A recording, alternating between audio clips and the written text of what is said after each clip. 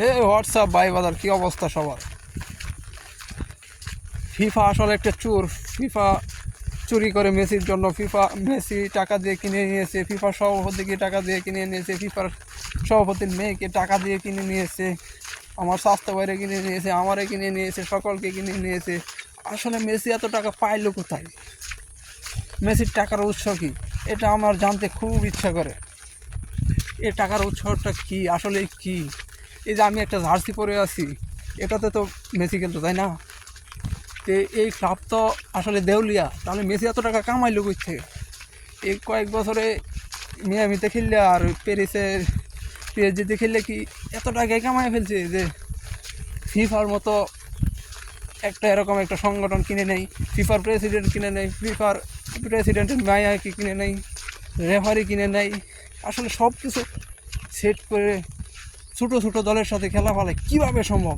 আসলে তাহলে আমার একটা প্রশ্ন হচ্ছে, রোনালদো এত টাকা পয়সা কামায় কী করলো? সে এখনও এগুলো কিনতে পারতেছে না কেন?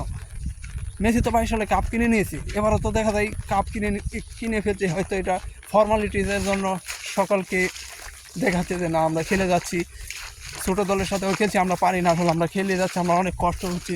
আসলে তা না, আসলে হচ্ছে কি টাকা দিয়ে কিনে নিয়েছে, তো এখন সরাসরি জিতে গেলে এটা খারাপ দেখা যাবে।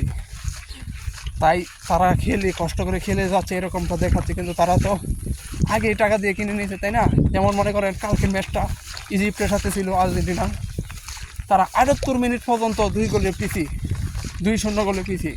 তখন কি হলো, 4 মিনিটে 2 গোল দিয়ে দিল, 79 মিনিটে একটা, 83 মিনিটে একটা। যাই হোক সবাই ভাবলো কি আচ্ছা ঠিক আছে ইজিপ্টে আরেকটা দিব। তো ইজিপ্টে একটা গোল মধ্যতা দিয়েছিল, সেটা বাতিল করছে। কেমনে বাতিল করছে? এই যে মেসির টাকা আছে, মেসি ডালতেছে ভাই, রেফারি কিনে নিচ্ছে, তোমরা পারো না কেন? ঠিক না?